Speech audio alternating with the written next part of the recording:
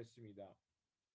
좋으신 아버지 하나님, 오늘도 이 아침을 깨우게 하시고 말씀 가운데 하루를 출발할 수 있게 하시니 감사를 드립니다.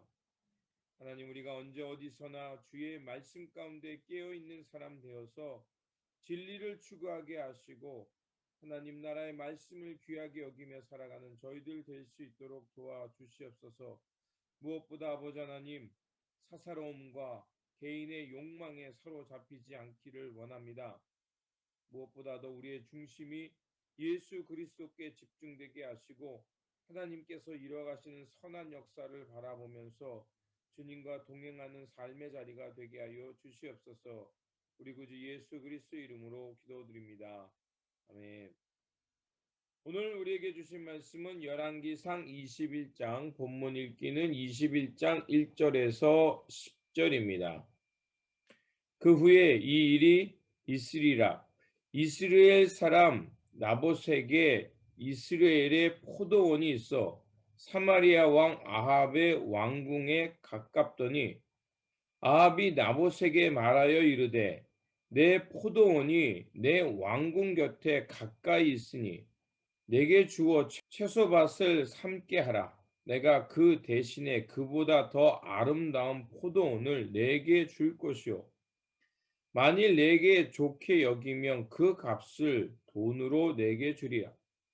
나봇이 아합에게 말하되 내 조상의 유산을 왕에게 주기를 여호와께서 금하실지로다 하니 이스라엘 사람 나봇이 아합에게 대답하여 이르기를 내 조상의 유산을 왕께 줄 수 없다 하므로 아합이 근심하고 답답하여 왕궁으로 돌아와 침상에 누워 얼굴을 돌리고 식사를 아니하니 그의 아내 이세벨이 그에게 나와 이르되 왕의 마음에 무엇을 근심하여 식사를 아니하나이까. 왕이 그에게 이르되 내가 이스라엘 사람 나봇에게 말하여 이르기를 내 포도원을 내게 주되 돈으로 바꾸거나 만일 내가 좋아하면 내가 그 대신에 포도원을 내게 주리라 한즉 그가 대답하기를 내가 내 포도원을 내게 주지 아니하겠노라 하기 때문이로다. 그의 아내 이사벨이 그에게 이르되 왕이 지금 이스라엘 나라를 다스리시나이까 일어나 식사를 하고 마음을 즐겁게 하소서. 내가 이스라엘 사람 나봇의 포도원을 왕께 드리리이다 하고 아합의 이름으로 편지들을 쓰고 그 인을 치고 봉하여 그의 성읍에서 나봇과 함께 사는 장로와 귀족들에게 보내니 그 편지 사연에 이르기를 금식을 선포하고 나봇을 백성 가운데 높이 앉힌 후에 불량자 두 사람을 그의 앞에 마주 앉히고 그에게 대하여 증거하기를 내가 하나님과 왕을 저주하였다 하게 하고 곧 그를 끌고 나가서 돌로 쳐 죽이라 하였더라. 아멘. 오늘 본문 말씀은 이제 아합 왕과 이사벨이 그들의 악한 성품을 통해서 나봇의 포도원을 강탈하는 말씀입니다. 아합 왕의 시대는 한마디로 하나님을 떠난 시대라고 말할 수 있습니다. 이런 모습을 잘 드러내는 것이 바로 오늘 본문입니다. 아합 왕은 그 겨울 별장 앞에 있었던 나봇의 포도원을 탐내게 됩니다. 그래서 그 나봇의 포도원을 자신이 가져서 이제 그것을 채소밭을 만들어서 자기의 욕망을 충족하고자 했던 것입니다. 그래서 아합 왕은 이제 매매를 제안하고 혹시 나봇이 원한다면 값을 쳐주거나 아니면은 다른 포도원을 주겠다고 제안합니다. 그런데 나봇은 그 아합 왕의 제안을 거절하죠. 왜냐하면 레위기 25장 23절에 보면 이렇게 되어 있습니다. 토지를 영영 팔지 말 것은 토지는 다 내 것임이라. 너희는 나그네요 우고하는 자로다. 나와 함께 있느니라. 이렇게 말씀하시면서 만일 너희 형제 중에 누가 가난하여서 그 토지를 팔게 되거든 친족이 그 토지를 사게 되어 있습니다. 그리고 희년이 돼서는 그 자신이 그 형제로부터 산 토지를 다시 원주인에게 돌려주게 했습니다. 그렇다면 하나님은 왜 이렇게 하셨을까요?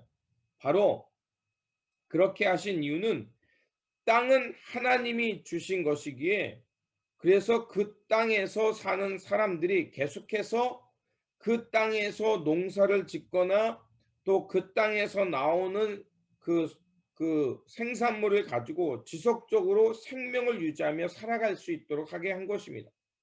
그래서 민족이나 그 집안이 줄어들지 않게 한 것이고, 그리고 계속해서 희년에서 그 땅을 갖게 하므로 다시 빚에서 벗어나서 이제 그들이 새로운 삶을 지속적으로 그 땅에 살아갈 수 있도록 이런 제도를 마련한 것입니다. 나봇은 이런 하나님의 뜻과 그 율법에 따라서 하나님이 자신의 조상들에게 주었던 그 토지를 팔 수 없음을 말한 것입니다. 그것이 바로 이스라엘의 법도였고 하나님께서 이스라엘 백성들에게 준 말씀 율법이었던 것입니다. 그렇기 때문에 자신이 아무리 그 땅의 소유자 할지라도 자신의 마음대로 팔 수 없는 것이었습니다. 이 말을 듣고 이스라엘의 왕이었던, 또 이스라엘의 율법을 알았던 아합 왕은 이제 자신이 어떻게 할 수 없으니까 식음을 전폐하고 어쩔 수 없어서 이제 슬픈 기색을 띠고 있었습니다.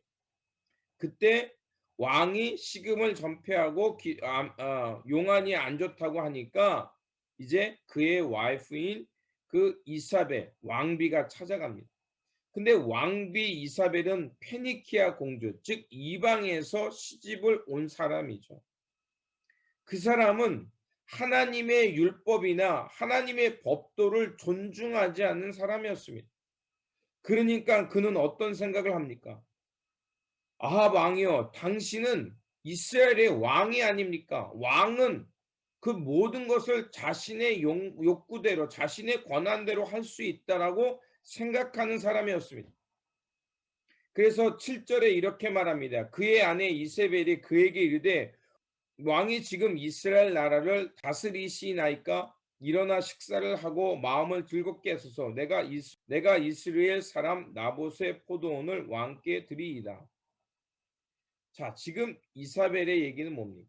땅도 왕의 것, 백성도 왕의 것, 그리고 왕이 원하면 뭐든지 할 수 있다. 그런 욕망의 사람인 거예요.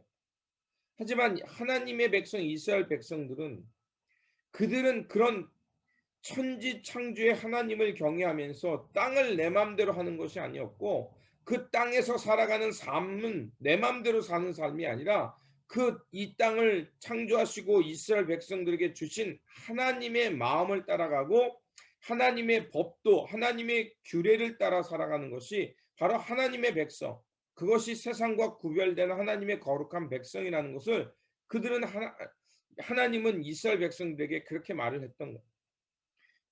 당연히 언약 백성인 사람은 그 말씀을 지키며 살겠죠. 하지만 이사벨은 하나님의 언약 백성이 아니니까 자기 욕망대로 살게 되는 거예요.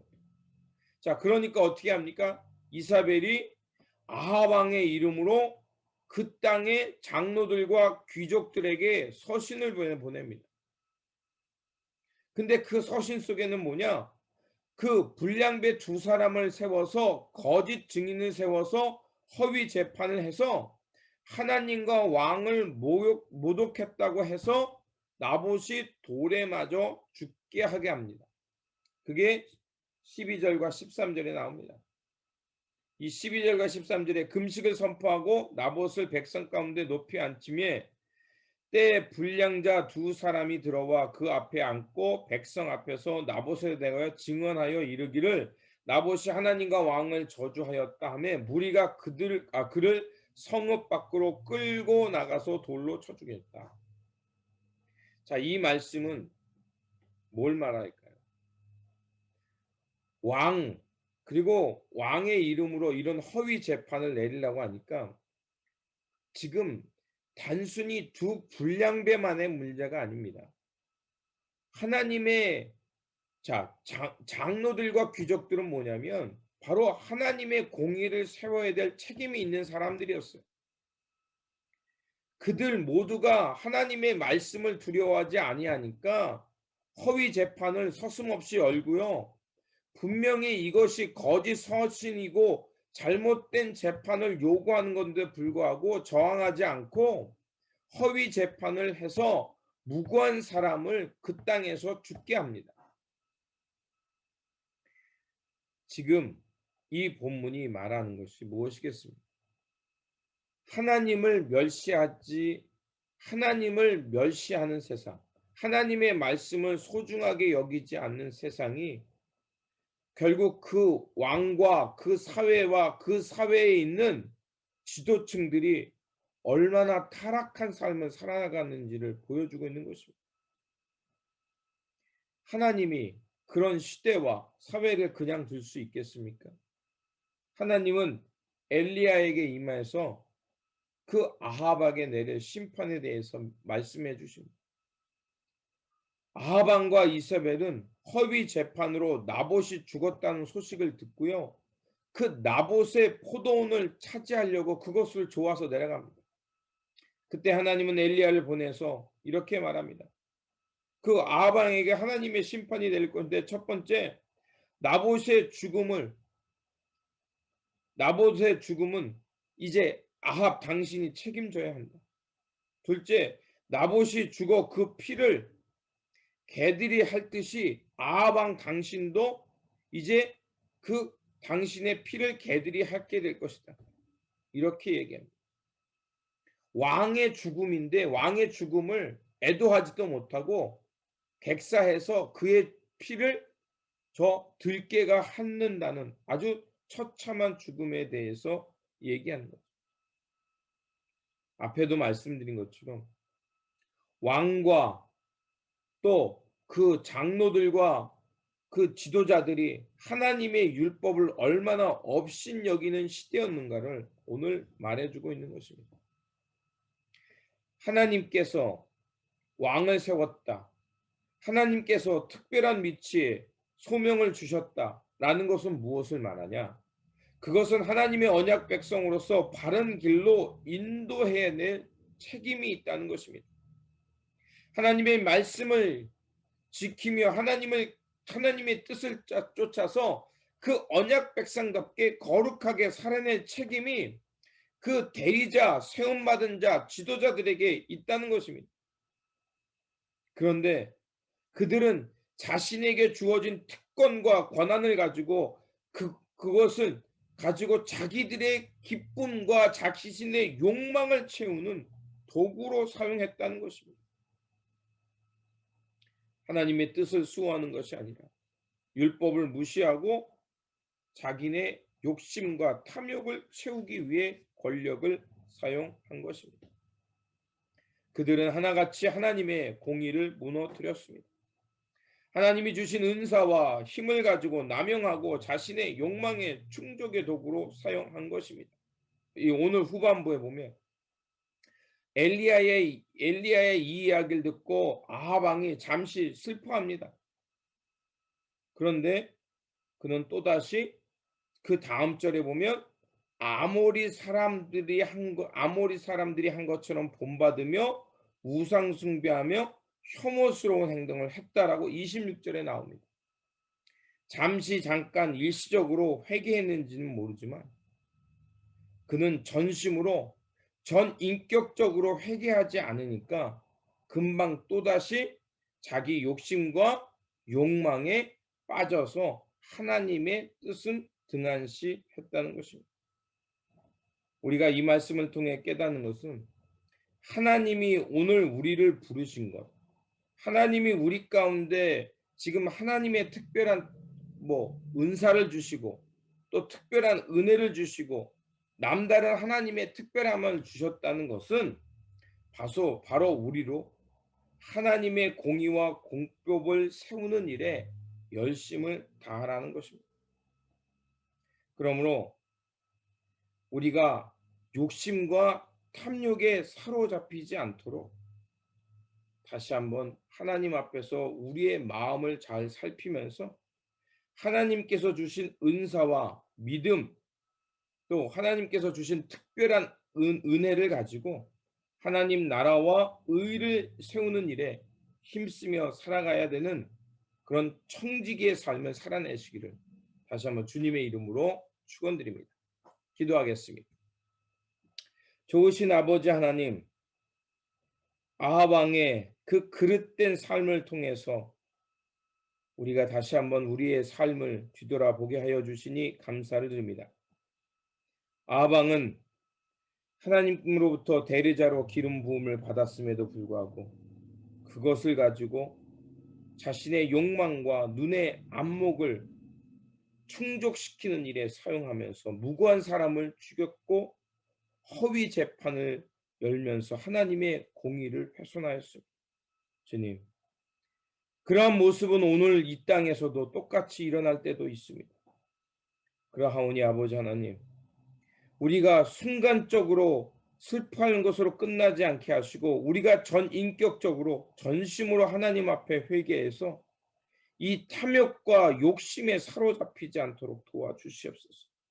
그래서 언제 어디서나 무엇을 하든지 하나님께서 주신 그 삶의 자리와 우리에게 부어주신 그 은혜와 특별한 은총을 갖고 하나님 나라와 의를 세우며 살아가는 우리의 삶의 자리가 되기를 원합니다. 그래서 하나님 앞에서 하나님의 마음에 합한 자, 하나님의 기쁨이 되는 자 되어서 하나님 나라의 신실한 청지기로 오늘 우리에게 주어진 삶을 살아내는 우리의 일상이 되게 하여 주시옵소서. 우리 구주 예수 그리스도의 이름으로 기도드립니다. 아멘. 오늘 우리에게 주신 말씀을 붙들고 살아가는 한 날이 되시길 바라며 우리의 삶의 자리와 우리의 사명이 하나님 나라와 의를 세우며 살아가는 신실한 청지기의 삶이 되시기를 바랍니다. 주님의 평안이 함께 하시기 바랍니다.